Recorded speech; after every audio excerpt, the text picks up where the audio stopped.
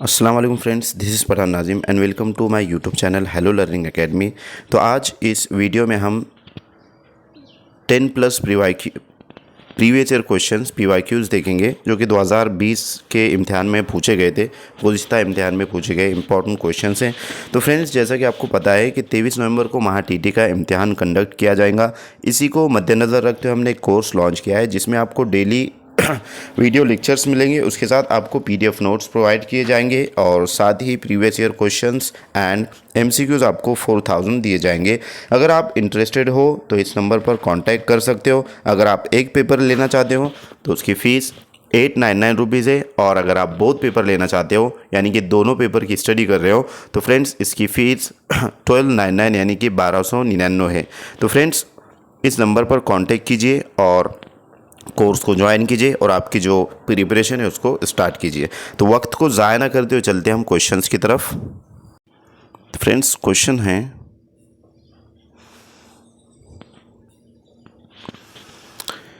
Question है कि मवाफ़िकत इस लफ्ज़ की ज़िद क्या है। तो फ्रेंड्स, अल्फ़ा ज़िद पर डेफिनेटली क्वेश्चन पूछा जाता है।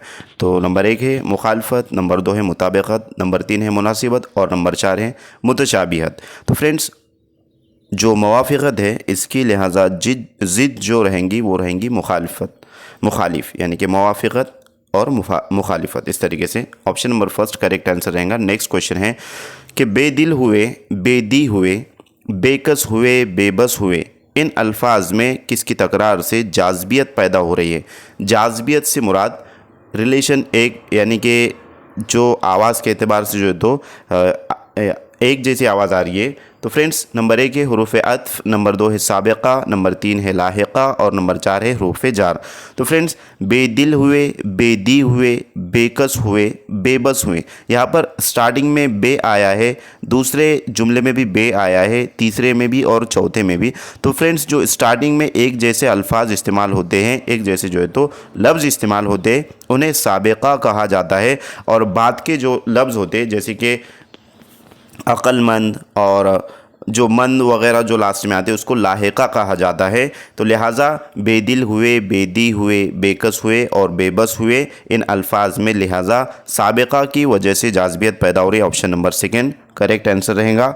नेक्स्ट क्वेश्चन की तरफ चलते हैं। अगला सवाल है, क्या ज़रूरी है कि न हिंद में एक लफ्ज़ फ़ारसी और एक हिंदी हो। इस जुमले की किस्म पहचानिए। तो फ्रेंड्स, जुमले की 3 किस्में होते हैं, मुरक्कब जुमला, मुफर्रद जुमला, मखलूत जुमला, और लिहाजा इस पर भी क्वेश्चन पूछा जा सकता है।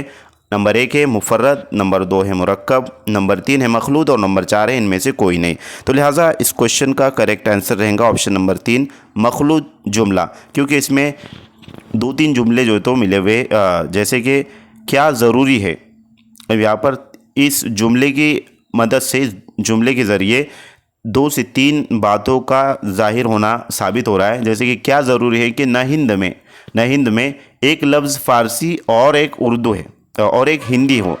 तो यहाँ पर ये लॉन्ग जो है तो जुमला हो रहा है, इस वास्ते ये मखलूत जुमला रहेगा। नेक्स्ट क्वेश्चन की तरफ चलते हैं।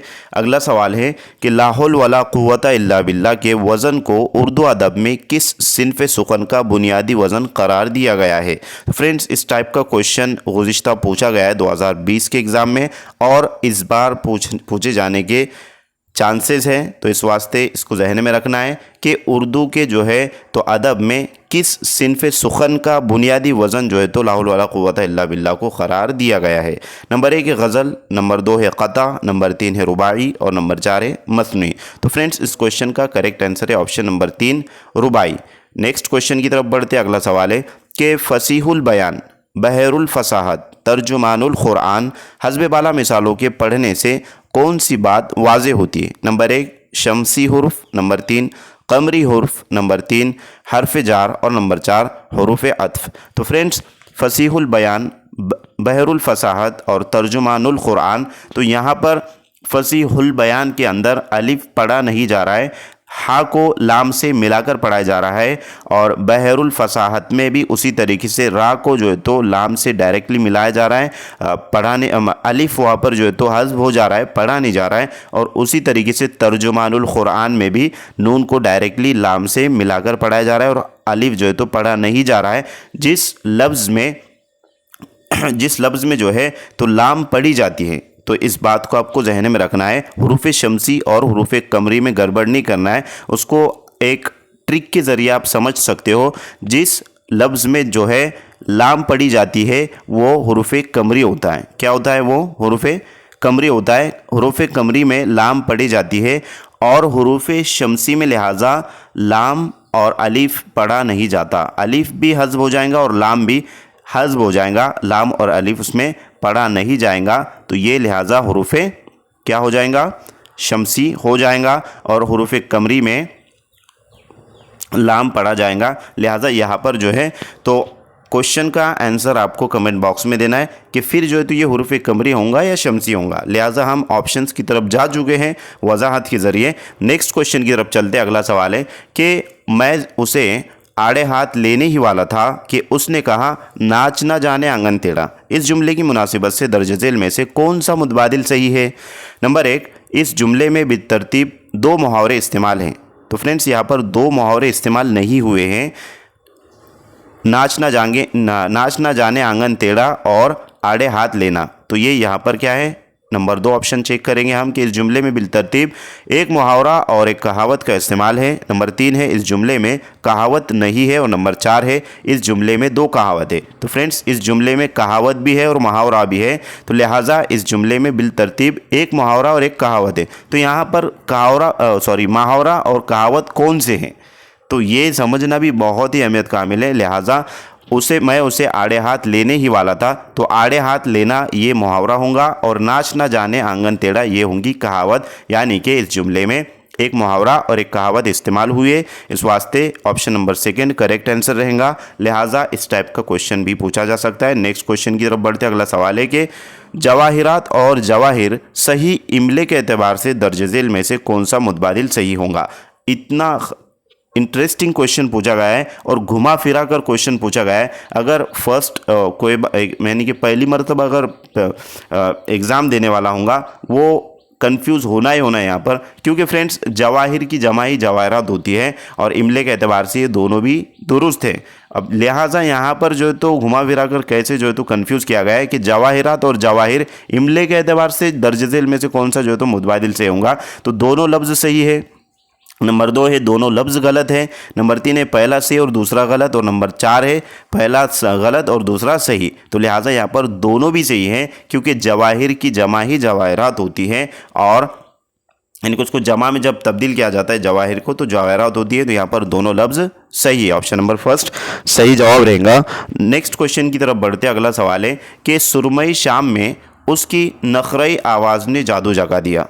सुरमई शाम में उसकी नखरई आवाज़ ने जादू जगा दिया। हस्ब बाला ख़त कशीदा अल्फाज क्या होंगे? अब यहाँ पर जो ख़त कशीदा अल्फाज जो आता है फ्रेंड्स, तो एक बात आपको जहन में रखना है, हस्ब बाला यानी कि ये पूरे जुमले से मुताल्लिक बात हो रही है। ख़त कशीदा अल्फाज यानी कि पूरे जो है तो टोटली जुमले से मुताल्लिक बात हो रही है कि क्या जो है तो है। लिहाजा नंबर 1 की सिफ़त अददी, नंबर 2 है सिफ़त ज़ाती, नंबर 3 है सिफ़त निस्बती और नंबर 4 है सिफ़त मिक़दारी। तो फ्रेंड्स सुरमई शाम में उसकी नखरई आवाज़ ने जादू जगा दिया। तो यहाँ पर सुरमई शाम को नखरे आवाज़ से जो है तो निस्बत दी जा रही है, यानी कि कनेक्ट किया जा रहा है। इस वास्ते ऑप्शन नंबर 3 करेक्ट आंसर रहेगा सिफ़त निस्बती। यहाँ पर अदद और ज़ात और मिक़दार जो है तो इसमें आ नहीं रहा है, लिहाजा सिफ़त निस्बती से मुताल्लिक क्वेश्चन पूछा जा सकता है, इसके फुल चांसेस हैं। नेक्स्ट क्वेश्चन की तरफ बढ़ते। अगला सवाल है कि दर्ज झेल में से कौन से शायर मिर्ज़ा गालिब के हम असर शायर नहीं है? नंबर 1 मोमिन खां मोमिन, नंबर 2 बहादुर शाह ज़फ़र, नंबर 3 शेफ्ता और नंबर 4 मीर तकी मीर। तो फ्रेंड्स इस क्वेश्चन का करेक्ट आंसर है कि मिर्ज़ा गालिब के हम असर शायर जो है तो मीर तकी मीर साहब नहीं है। नेक्स्ट क्वेश्चन है यादगार गालिब और उबार खातिर के मुसन्निफ़ कौन है? नंबर 1 हाली और इकबाल, नंबर 2 सिर्फ हाली, नंबर 3 सिर्फ इकबाल, नंबर 4 हाली और मौलाना अबुल कलाम आज़ाद। तो फ्रेंड्स इस क्वेश्चन का करेक्ट आंसर है ऑप्शन नंबर 4 मौलाना अबुल कलाम आज़ाद और हाली। नेक्स्ट क्वेश्चन की तरफ बढ़ते। अगला सवाल है कि आब व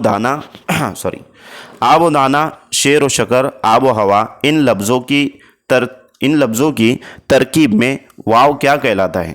नंबर 1 वाव मजहूल, नंबर 2 वाव मारूफ, नंबर 3 वाव अत्फ और नंबर 4 वाविन। तो फ्रेंड्स हमको सबसे पहले ये बात पता होना चाहिए कि वावे मजहूल किसे कहा जाता है, वावे जो है तो मारूफ किसे कहा जाता है, वावे अत्फ किसे कहते हैं और वावेन किसे कहते हैं। तो लिहाजा हम सबसे पहले देखेंगे कि वावे मजहूल किसे कहते हैं। तो वावे मजहूल यानी जब वाव ऐसे मकाम पर आए कि उसकी आवाज़ कम सुनाई दे या मख्फी हो जाए या असल आवाज़ बिल्कुल वाज़े ना हो तो उसे वावे मजहूल कहते हैं। जैसे लिहाजा नूर, उसी के साथ जो है दूध। तो यहाँ पर जो है तो वाव मुकम्मल आवाज़ जो है तो उसकी आ नहीं रही है, वाव की जो है तो बिल्कुल वाज़े आवाज़ नहीं आ रही है, वाव मजहूल पढ़ा जा रहा है, असल आवाज़ बिल्कुल वाज़े ना हो तो उसको जो है तो क्या कहा जाएगा, वावे मजहूल कहा जाएगा। और जैसे कि कुव्वत वगैरह।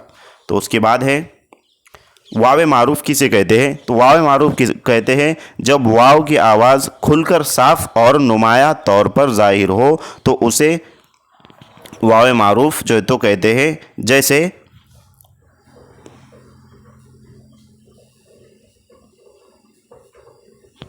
जैसे लिहाजा वतन, तो वतन में वावे मारूफ है क्योंकि ये मुकम्मल जो है तो आवाज़ जो है तो उसकी आ रही है, साफ़ और नुमाया तौर पर ज़ाहिर हो रही है, लिहाजा वतन। और उसी के साथ है वादा और वज़ीर। तो इसमें जो वाव की आवाज़ है फ्रेंड्स, जिस लफ्ज़ में वाव की आवाज़ मुकम्मल तौर पर नुमाया ज़ाहिर हो, लिहाजा वो वावे मारूफ कहलाता है।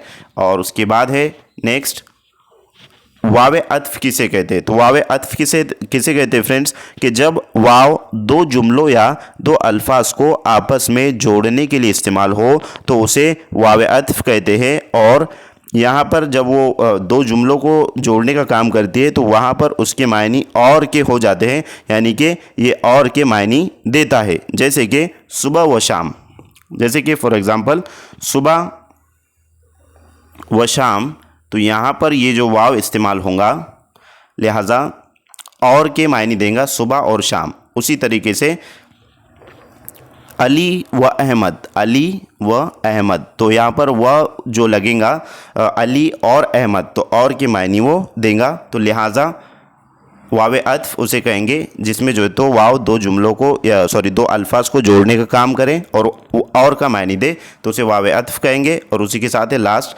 वावेन किसे कहेंगे। तो वावेन कहेंगे